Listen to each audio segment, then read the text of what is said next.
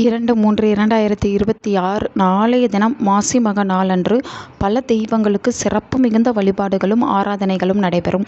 தெய்வங்களுக்கு புண்ணிய நதிகளுக்கு ஏற்பட்ட பாவதோஷங்களை நீக்கக்கூடிய அற்புதமான நாளாக இந்த மாசி மகம் திகழ்கிறது. பொதுவாக பல ஆலயங்களில் உற்சவ மூர்த்தியை புனித நீராட்டி திரும்பவும் ஆலயத்திற்கு எடுத்து செல்வார்கள். அதனால்தான் அருகில் இருக்கக்கூடிய நீர்நிலைகளில் புனித நீராட வேண்டும் என்று கூறப்படுகிறது. அப்படிப்பட்ட சிறப்பு வாய்ந்த நாளில் வறுமை நீங்குவதற்கு வாங்க வேண்டிய ஒரு பொருட்களை பற்றி தான் இந்த வீடியோவில் நாம் பார்க்க போகிறோம். மாசி மாதமே சிறப்பிற்குரிய மாதம்தான். அதிலும் மாசி மகம் என்பது மிகவும் சிறப்புக்குரிய ஒன்றாக திகழ்கிறது. ஏனென்றால் அன்றைய நாளில்தான் சிவபெருமான் புண்ணிய நதிகளின் பாவங்களை நீக்கினார் என்று ஐதீகம். இதோடு மட்டுமல்லாமல் தாட்சாயணி அவதாரம் செய்த நாளாகவும் இந்த நாள் திகழ்கிறது. மேலும் ஓம் என்ற பிரணவ மந்திரத்தை உபதேசித்த நாளாகவும் இந்த நாள் கருதப்படுகிறது. இவ்வளவு சிறப்பு மிகுந்த இந்த நாளில் சில வீட்டிற்கு தேவையான பொருட்களை வாங்குவதன் மூலம் குடும்பம் நல்ல ஒரு முன்னேற்றத்தை அடையும்.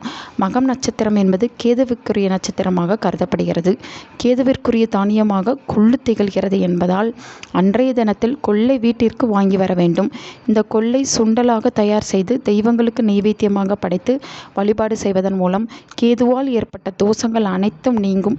இதோடு மட்டுமல்லாமல் அன்றைய தினம் முருகன் சிவபெருமானுக்கு உபதேசம் செய்த நாளாக கருதப்படுவதால் முருகப்பெருமானுக்கு மிகவும் பிடித்த சந்தனத்தை சிறிதளவாது வாங்கி வைத்து வழிபாடு செய்ய வேண்டும்.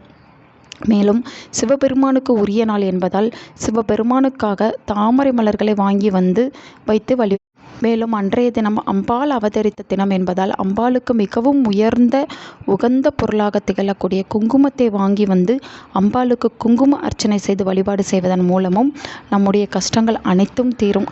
மேற்சொன்ன இந்த பொருட்களில் எது தங்களால் வாங்க இயலுமோ அதை முழு மனதோடு நிறைவோடு வாங்கி அந்த இறைவனுக்கு நெய்வேத்தியமாக வைத்து வழிபாடு செய்துவிட்டு பிறகு அதை உபயோகப்படுத்துவதன் மூலம் வீட்டில் இருக்கக்கூடிய வறுமை நிலை முற்றிலும் நீங்கி சுபிட்சம் உண்டாகும். நல்லதே நடக்கும். உங்கள் நண்பர்களுக்கும் உங்கள் உறவினர்களுக்கும் இந்த வீடியோவை ஷேர் பண்ணுங்க. அவங்களும் இதை பற்றி தெரிஞ்சுக்கிடட்டும். ஆன்மீகம் டிவி தமிழ் சேனலை சப்ஸ்கிரைப் பண்ணுங்க.